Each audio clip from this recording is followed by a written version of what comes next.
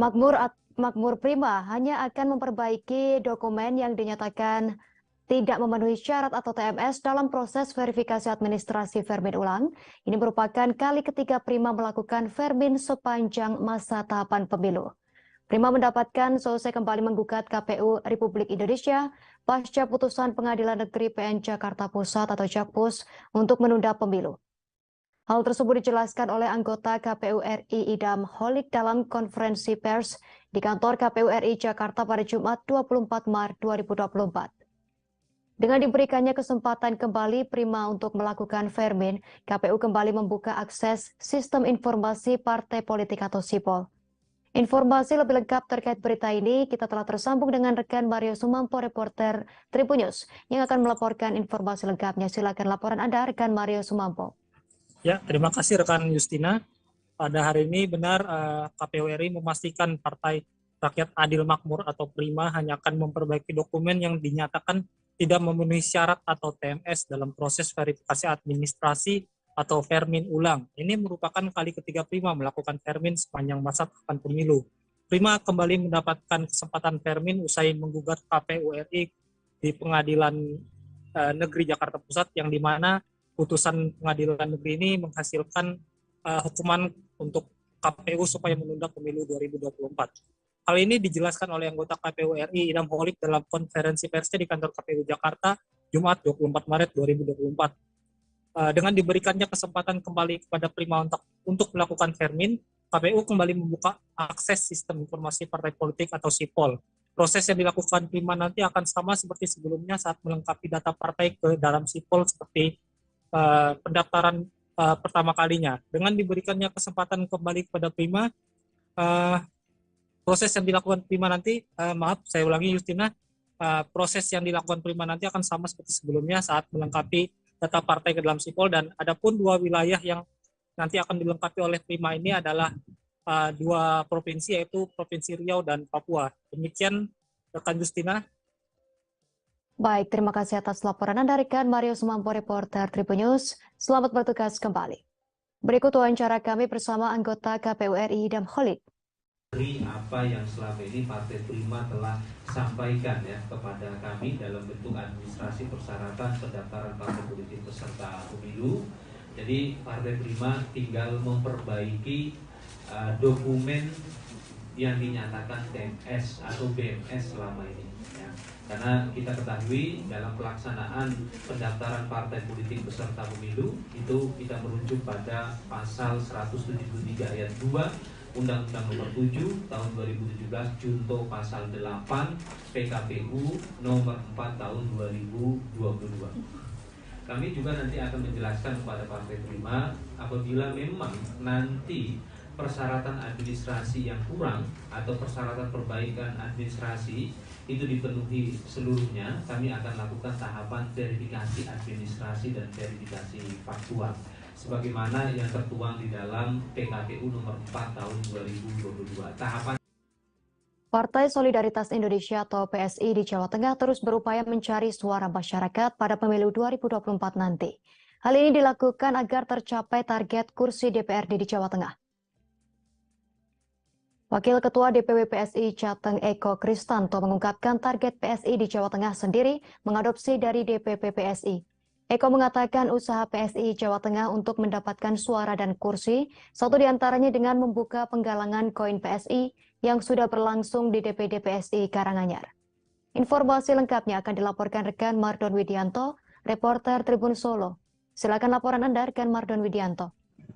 Ya, terima kasih rekan Justina. Saya akan melaporkan terkait target PSI di pemilu 2024, yaitu mendapatkan kursi DPR di seluruh wilayah Provinsi Jawa Tengah, yaitu sekitar 35 kabupaten dan kota di Jawa Tengah. Partai Solidaritas Indonesia di Jawa Tengah terus berupaya mencari suara masyarakat pada pemilu 2024 serentak ke depan. Hal ini diungkapkan oleh Wakil Ketua DPW PSI Jateng Eko Kristanto saat ditemui di Kemuning, Karanganyar.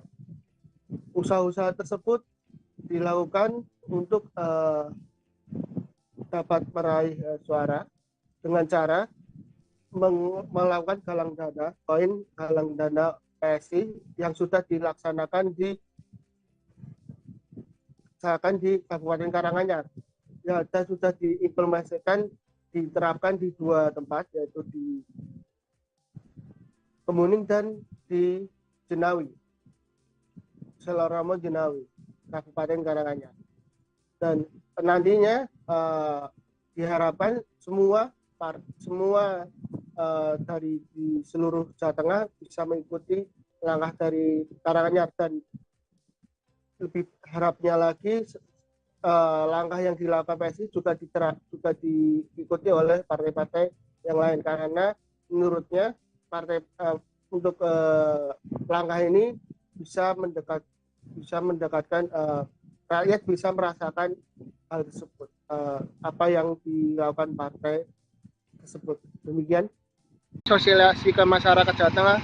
Ya, kita sudah lakukan beberapa pekerjaan partai, salah satunya juga menggaungkan betul untuk pendaftaran bacalek ini, karena ini juga sudah masuk di momen pendaftaran bacalek, sehingga kita pengen pemicu kegiatan ini mengundang teman-teman yang ingin berkontribusi masuk di legislatif, sehingga apa yang dilakukan oleh PSI ini betul-betul bisa dirasakan oleh masyarakat. Pihak DPR Kalok Sumawe dilaporkan telah menetapkan 5 tim ad hoc yang akan bertugas untuk penjaringan komisioner Komisi Independen Pemilihan atau KIP Lok Sumawe. Sedangkan mereka lolos setelah melewati serangkaian tes. Dimulai tes administrasi, ujian tulis, uji baca ayat Al-Quran, dan tes wawancara. Informasi lebih lengkapnya akan dilaporkan reporter Serambi News rekan Saiful Bahri. Silakan laporan Anda, rekan Saiful Bahri. Terima kasih Justina dari Provinsi Aceh. Dapat saya sampaikan bahwa masa kerja dari 5 komisioner Komisi Independen Pemilihan atau KIP yang kalau di luar Aceh disebut dengan Komisi Pemilihan Umum atau KPU itu akan berakhir pada Agustus 2023 mendatang. Sehingga didasari hal tersebut maka pihak DPRK Kota Lok Sumawe mulai melakukan penjaringan untuk menjaring komisioner KIP untuk periode 5 tahun ke depan, di mana penjaringan tahapan penjaringan awalnya dilakukan dengan penjaringan tim independen, yakni tim ad hoc, di mana tim ad hoc sendiri itu nantinya akan melakukan penjaringan para komisioner KIP. Jadi sesuai informasi dari Ketua Komisi A DPRK Kota Lok Sumawe bahwa penjaringan tim ad hoc ini sendiri telah dimulai dengan pembukaan pendaftaran, yakni pada 6 Maret sampai dengan 13 Maret 2023. Dari masa pendaftaran tersebut ada 18 calon anggota ad hoc yang mendaftar, sehingga dari hasil seleksi administrasi 17 dinyatakan lolos dan 1 dinyatakan gugur. Setelah itu dilakukan tahapan seleksi yang kedua, yakni dengan ujian tulis. Di ujian tulis ternyata sampai 7 calon yang gugur, sehingga 10 orang yang dinyatakan lolos.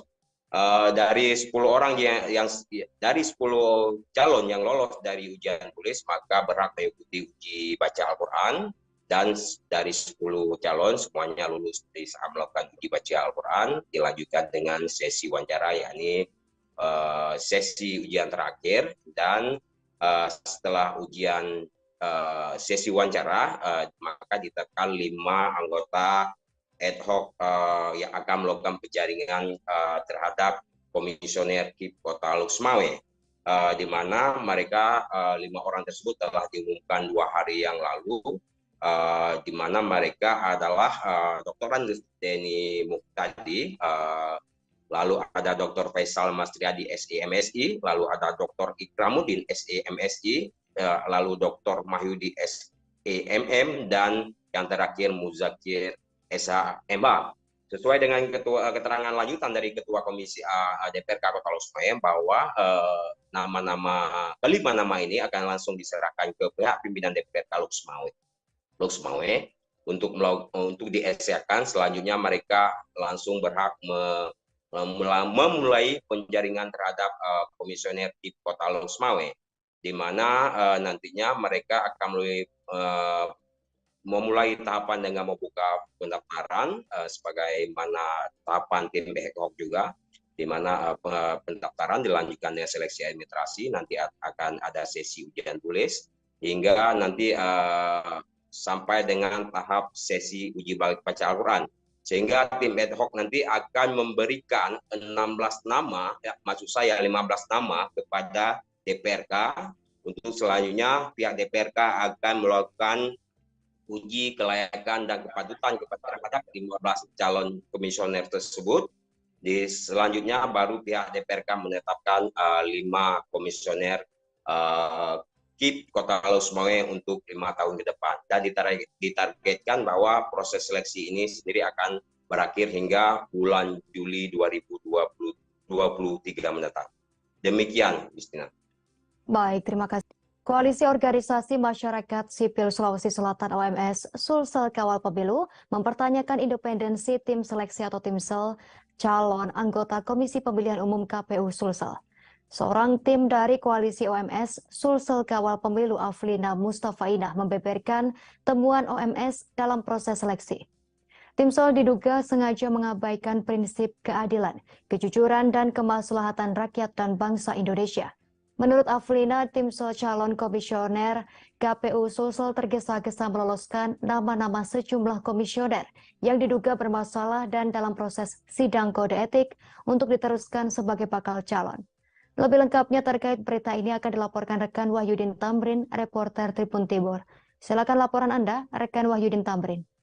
Baiklah rekan Justina dan Tribuners dimanapun berada, dapat kami laporkan terkait laporan Koalisi Organisasi Masyarakat Sipil Sulawesi Selatan yang menduga tim seleksi Komisi Pemilihan Umum tergesa-gesa dalam menetapkan menetapkan calon digelar di 7 hari mendatang di zona kota, yaitu Kecamatan Sangatta Utara, Sangatta Selatan, Bengalon, dan Teluk Pandan.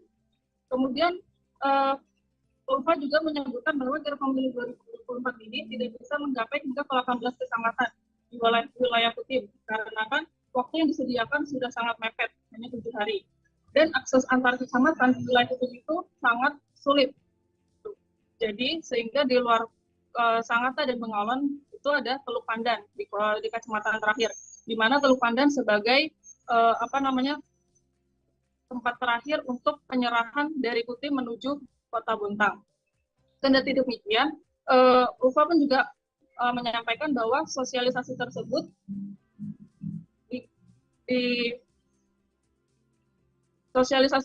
juga digunakan untuk menyosialisasikan tentang keberadaan partai politik sendiri di masyarakat Kutai Timur agar lebih mengenal tentang keberadaan parpol tersebut, dan diharapkan oleh masyarakat agar bisa mengikuti pesta pemilu pada tahun 2024 mendatang. Demikian Justina laporan saya.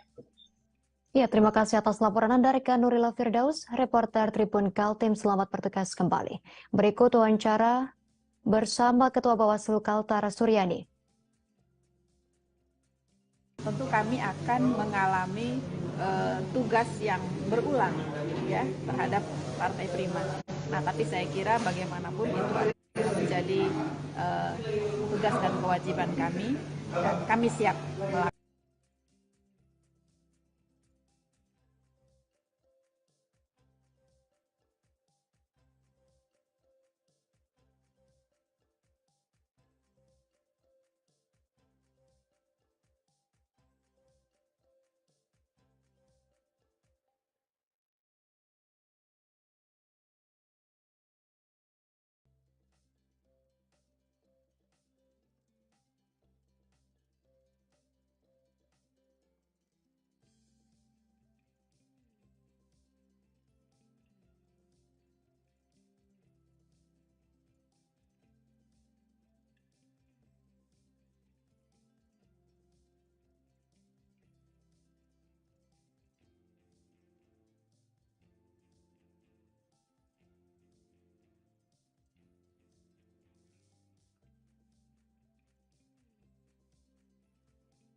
Euforia pemilu semakin terasa di Lembata saat bendera kirap pemilu 2024 tiba di Pelabuhan Balauring, Kecamatan Omesuri pada sekira pukul 12 siang waktu Indonesia Tengah pada Kamis 23 Maret 2023. Bendera kirap pemilu 2024 dibawa oleh rombongan KPU Kabupaten Alor dan Sekretaris KPU Provinsi NTT Adi Wijaya Bakti melalui jalur laut. Rombongan dibahas secara adat di pelabuhan kemudian diarak menuju ke desa di Kesare Wayenga, Hadakewa, dan kota Lewoleba. Penerimaan secara adat dilakukan di setiap titik dengan tarian dan tabuhan gong dan gendang. Informasi lengkapnya akan dilaporkan rekan Riko Wawo, reporter Pos Kupang. Silakan laporan Anda, rekan Riwo. Maksud kami Riko Wawo. Selamat sore Tribuners, selamat sore Justina. Saya laporkan dari Kabupaten Lembata. Acara penerimaan bendera kirap pemilu Nusa Tenggara Timur mengantar bendera kirap tersebut dari Kabupaten Alor menyeberangi laut menggunakan kapal feri dan tiba di Pelabuhan Laut Balauring, Kecamatan Omesuri, Kabupaten Lembata. Di sana rombongan diterima secara adat dan langsung diarak dengan kendaraan roda 2 maupun kendaraan roda 4 menuju ke Kota Lewoleba yang melewati beberapa desa, yakni desa di Kesare, desa Wayenga, desa Hadakewa, dan akhirnya tiba di Kota Lewoleba. Di setiap desa rombongan diterima secara adat, secara meriah dengan tarian, dengan gong dan gendang. Ketua KPU Kabupaten Lembata Elias Kelulimaking menyebut kalau acara kirap bendera pemilu 2024 ini merupakan bagian dari memeriahkan acara pemilu yang akan berlangsung tahun 2024 dan juga sebagai tanda bahwa pemilu juga dirasakan, dimeriahkan sampai di pelosok-pelosok desa di Kabupaten Lembata. Dan untuk diketahui, acara kirap bendera pemilu 2024 ini berlangsung di Indonesia, setidaknya di 8 provinsi di Indonesia. Dan penjabat Bupati Lembata saat itu, Marsianus Jawa kemarin, dia menyampaikan, dia berpesan singkat supaya penyelenggara pemilu, dalam hal ini KPU Kabupaten Lembata, betul-betul menjaga integritas, serius, dan tidak main-main menghelat pemilu 2024 yang akan berlangsung tepatnya tanggal 14 Februari tahun depan. Dan acara berlangsung meriah sampai dengan malam hari bersama dengan para penyelenggara pemilu, masyarakat, dan juga rombongan KPU Provinsi Nusa Tenggara Timur. Demikian dapat saya laporkan, Justina, dari Lembata.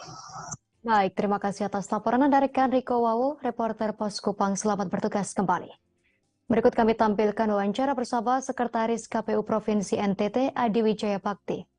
Biasa dan menunjukkan nilai-nilai kedaerahan, dan ini sebagai alat pemersatu bangsanya kelihatan sesuai dengan tagline dari kirap pemilu ini adalah sebagai sarana integrasi bangsa. Yang dimulai dari provinsi NTT lanjut ke Kota Kupang lanjut ke Kabupaten Kupang, dan TTS, TTU, Malaka, Belu, Alor, ke sini. Ini termasuk dari segi sambutan dengan kemeriahan, dengan partisipasi dari peserta penyelenggara khusus sampai lapisan ad hoc, dan kami lihat juga masyarakat, ini termasuk yang paling masif, dan itu termasuk. Bawaslu RI memerintahkan KPU RI untuk memproses kembali tahapan verifikasi administrasi Partai Prima. Putusan Bawaslu RI tersebut menanggapi gugatan Partai Prima yang sebelumnya telah dinyatakan tak memenuhi syarat oleh KPU RI. Menurut Ketua Bawaslu Kaltara Suryani, putusan tersebut harus dihormati dan dilaksanakan oleh pihak penyelenggara termasuk KPU Kaltara. Suryani mengatakan pihaknya akan mengawal proses verifikasi administrasi perbaikan Partai Prima tersebut di Kaltara. Informasi lebih lengkapnya akan dilaporkan rekan Maulana Ilhami Faudi, reporter Tribun Kaltara. Silakan laporan Anda, rekan. Baik, rekan Justina dan Tribuners, dapat dilaporkan bahwa sebelumnya pihak Bawaslu RI memutuskan kepada KPU RI untuk melaksanakan kembali tahapan verifikasi administrasi bagi partai politik, yaitu Partai Rakyat Adil dan Makmur atau Partai Prima. Partai Prima sebelumnya setelah dinyatakan tidak lolos verifikasi administrasi di tingkat nasional sehingga telah ditetapkan tidak bisa menjadi peserta pemilu di 2024 nanti. Namun keputusan Bawaslu ini mengharuskan pihak KPU RI untuk melaksanakan verifikasi administrasi kembali dilakukan di semua daerah termasuk di Kaltara. Pihak Bawaslu Kaltara memastikan bahwa pihaknya akan mengawal proses verifikasi administrasi sehingga nantinya proses tersebut berjalan dengan lancar dan tidak ada pihak yang merugikan. Sementara itu pihak KPU Kaltara menyampaikan bahwa sampai saat ini pihaknya masih menunggu petunjuk teknis dari KPU RI mengenai proses verifikasi administrasi bagi Partai Prima di Kaltara. Menurut Ketua KPU Kaltara, Suryanata Al-Islami, sebelumnya Partai Prima telah lolos dalam tahap verifikasi administrasi di perubahan, khususnya di wilayah Kaltara. Adapun di tahap verifikasi faktual belum dilakukan karena memang di tingkat nasional Partai Prima sendiri belum dinyatakan lolos ke tahap verifikasi faktual. Demikian rekan Justina laporannya untuk saat ini. Ya, terima kasih atas laporan Anda rekan Maulana Ilhami Faudi, reporter Tribun Kaltara. Selamat bertugas kembali. Berikut kami tampilkan tayangan wawancara bersama Ketua Bawaslu Kaltara, Suryani. Tentu kami akan mengalami tugas yang berulang ya terhadap Partai Prima. Nah, tapi saya kira bagaimanapun itu menjadi tugas dan kewajiban kami dan kami siap melakukan karena di Kaltara dia lolos ya. Partai Prima memenuhi syarat bahkan di 4 wilayah ya walaupun menemukan tidak. Maka mari kita kawal bersama ya terkait dengan proses verifikasi faktualnya nanti. Sedangkan hasil finalnya yaitu nanti ya kita tunggu apakah Partai Prima lolos atau tidak sebagai peserta pemilu tahun 2024, nanti kita tunggu prosesnya. Kalau terkait dengan putusan PN yang penundaan pemilu itu sendiri gimana? Apa memang tetap tahapan tersebut berjalan atau gimana? Terkait dengan OPN salah satu PN itu ya, ya saya kira semua ya aktivis politik ya, akademisi, kemudian juga penyelenggara. Wacana duet Prabowo Ganjar atau Ganjar Prabowo disebut merupakan suatu hal yang sangat tak mungkin terrealisasi. Keterangan tersebut diungkapkan politikus senior Partai Demokrasi Indonesia Perjuangan atau PDI Perjuangan, Panda Nababan, pada Kamis 23 Maret 2023. Hal tersebut diungkapkan karena PDIP tak akan mau jadi yang kedua, begitu juga sebaliknya dengan Gerindra. Pada kesempatan yang sama, hal serupa juga diamini oleh juru bicara Prabowo Subianto, Dhanil Anzar Simanjuntak. Ia menyebut bagi seluruh kader Gerindra bahwa Prabowo Subianto Capres 2024. Presiden Joko Widodo tampak akrab saat jalan bareng dengan Menteri Pertahanan Prabowo Subianto dan Gubernur Jawa Tengah Ganjar Pranowo di Kebumen, Jawa Tengah pada Kamis 9 Maret 2023 lalu. Mereka di Kebumen saat kunjungan kerja panen raya padi dan berdialog dengan petani, tepatnya di Desa Lajar, Kecamatan Ambal, Kabupaten Kebumen, Jawa Tengah. Keakraban di antara mereka terlihat saat Jokowi selfie, mengambil foto bareng Prabowo dan Ganjar juga bersama petani. Dari foto-foto yang diperoleh tribunnews.com, Jokowi dan Prabowo terlihat memakai kemeja berwarna putih. Sementara Ganjar Pranowo memakai seragam dinas Gubernur Jawa Tengah berwarna coklat. Senyum mereka terlihat dari wajah Prabowo, Ganjar, dan Jokowi. Sesekalipun mereka tertawa. Wacana duet Prabowo dan Ganjar di Pilpres 2024 pun semakin menguat. Adapun Wakil Ketua Dewan Pembina Partai Gerindra Hashim Joyo Hadikusumo dikabarkan membuka peluang duet Prabowo-Ganjar. Hal tersebut sesuai Prabowo dan Ganjar mendampingi Presiden Joko Widodo atau Jokowi saat kunjungan kerja Kunker di Kebumen, Jawa Tengah. Menurut Hashim, hal tersebut dikarenakan Prabowo jauh lebih senior dibandingkan dengan Ganjar.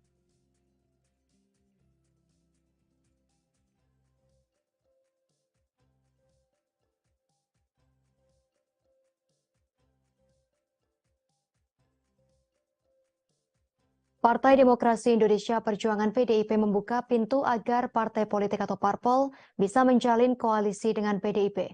Hal tersebut diungkapkan politikus Andreas Hugo Pareira pada Kamis 23 Maret 2023.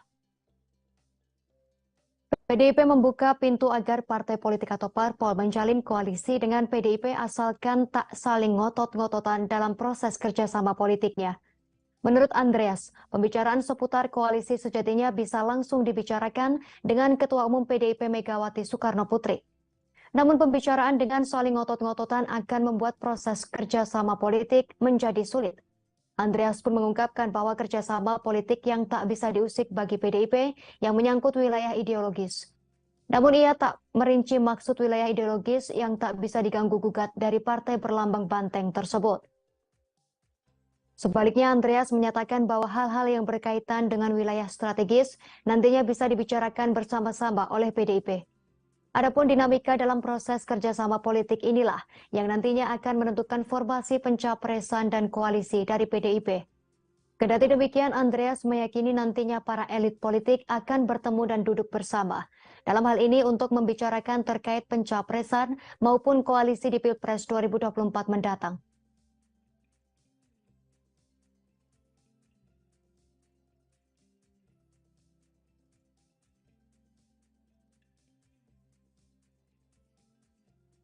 Ketua DPP Partai Nasional Demokrat Effendi Khoiri mengaku prihatin dengan Badan Intelijen Negara atau BIN.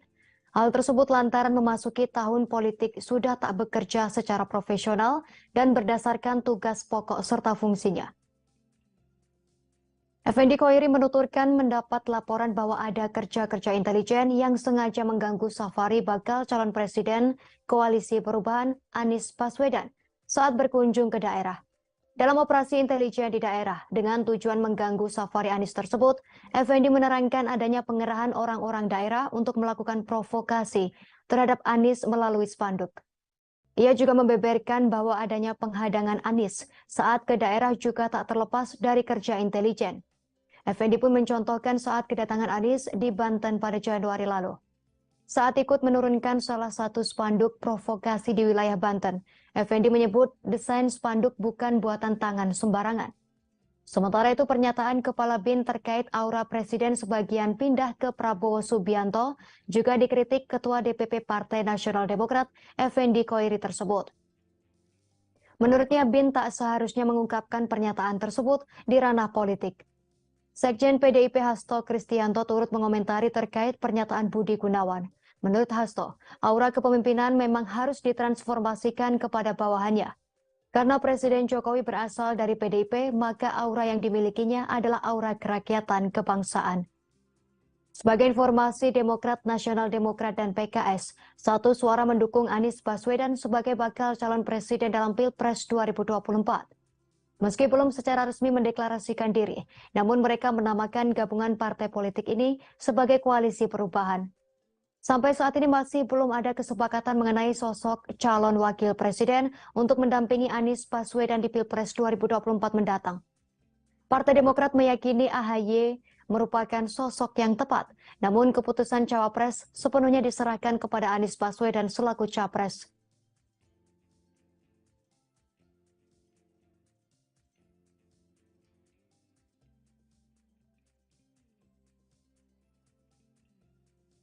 Lembaga Survei Indobarometer menyatakan Menteri BUMN Erick Thohir sebagai calon wakil presiden atau cawapres terkuat. Unggul jauh dari figur lainnya. Direktur Eksekutif Indobarometer M. Kodari menilai Erick Thohir memiliki bekal lengkap sebagai cawapres. Erick Thohir disebut mampu membantu capres untuk memenangkan Pilpres 2024.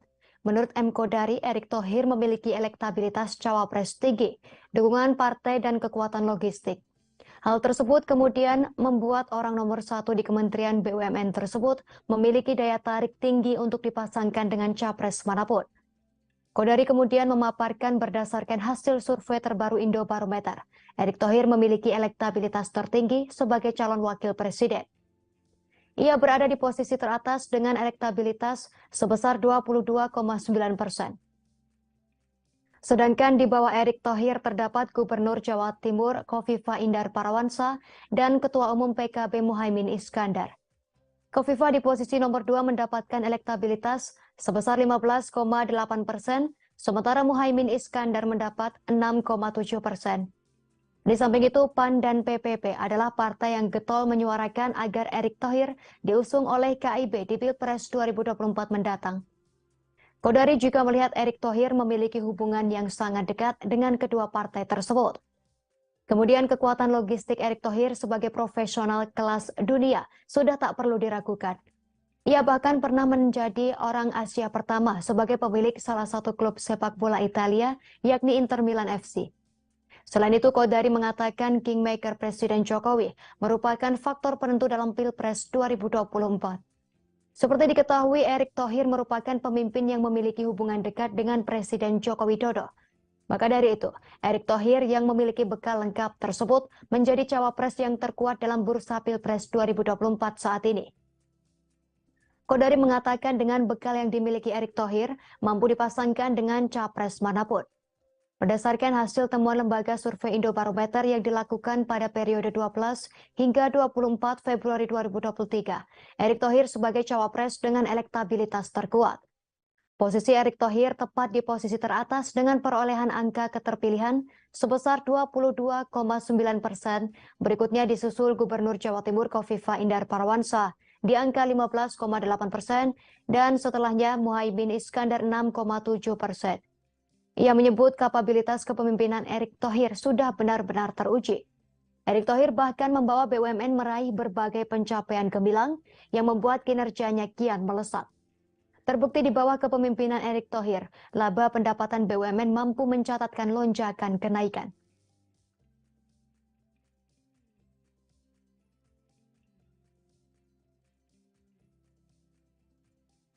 KPU Kota Bogor tengah mempersiapkan pemilu 2024. Dalam pelaksanaan Pesta Demokrasi 2024, KPU akan melaksanakan 2 hajatan besar. Hal tersebut diungkapkan oleh Ketua KPU Kota Bogor, Samsudin. Samsudin berujar tingkat partisipasi masyarakat Kota Bogor mencapai 85,14%. Ia meyakini angka tersebut melebihi tingkat partisipasi di Jawa Barat dan nasional. Samsudin menuturkan dalam pelaksanaan Pesta Demokrasi 2024 akan melaksanakan 2 hajatan besar, yakni melaksanakan pemilu 2024 sesuai Undang-Undang Nomor 7 Tahun 2017. Masyarakat akan memilih Presiden, Wakil Presiden, DPR, DPD, DPRD Provinsi, dan DPRD Kabupaten Kota.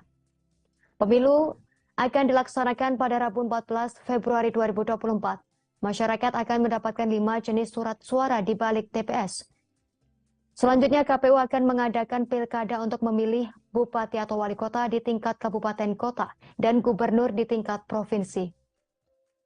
Hal ini sesuai Undang-Undang Nomor 10 Tahun 2016 tentang pemilihan kepala daerah. Samsudin mengaku bersyukur karena 2 hajatan yakni pemilu dan pilkada dilaksanakan serentak pada 2024 sehingga persiapannya bisa dilakukan secara paralel. Ia menuturkan di satu sisi, pihaknya sedang mempersiapkan pemilihan presiden dan legislatif, dan di sisi lain mempersiapkan pemilihan kepala daerah. Menurut Samsudin, secara teknis, gelaran serentak tersebut memudahkan KPU melakukan sosialisasi dan edukasi, lantaran bisa dilakukan dalam satu paket hajatan pemilu 2024. Dikatakan Samsudin yang berbeda adalah lokus peserta yang akan dipilih, sedangkan pemilihnya sama. Untuk pemilihan presiden dan legislatif, ada calon perseorangan DPD dan dari partai politik atau presiden, DPR, DPRD provinsi, dan DPRD kabupaten kota. Sementara untuk pilkada ada calon dari partai politik dan independen. Diterangkan Samsudin terkait jumlah DPT untuk pemilu 2024. Berdasarkan data penduduk potensial pemilih pemilu DP4 dari Kementerian Dalam Negeri DP4, Bogor berada di angka 106.043 orang. Ada peningkatan sekira 90.000 orang selama kurun waktu 5 tahun terakhir, di mana mengacu pada pemilu 2019, jumlah DPT Bogor sekira 716.473 orang. Mengacu pemilu 2019 tersebut, tingkat partisipasi masyarakat Kota Bogor cukup tinggi, yakni 85,14%. Samsudin menuturkan jumlah tersebut melebihi tingkat partisipasi di Jawa Barat dan nasional. Pemilih pemula, ujar Samsudin, jika dilihat dari sisi angka, berada di kisaran 10 hingga 12%. Kalau dilihat datanya, sekira 85 dari 100 orang pemilih pemula datang ke TPS.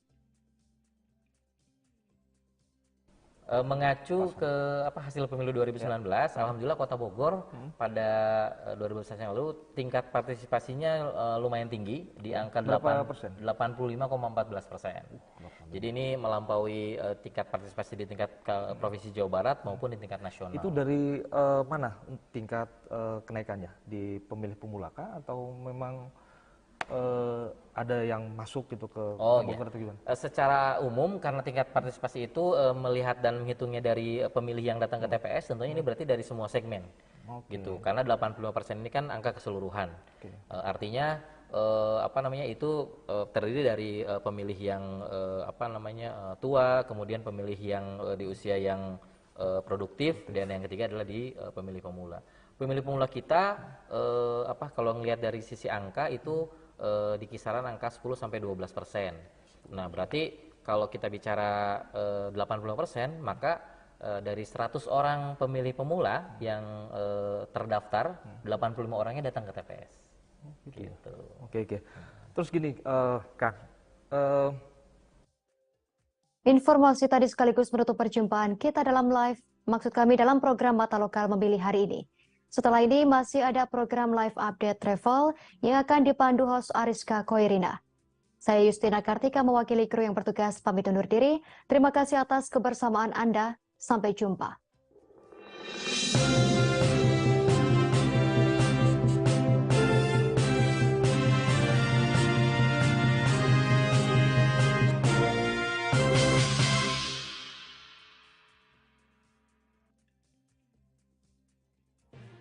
Tribun News Live Update.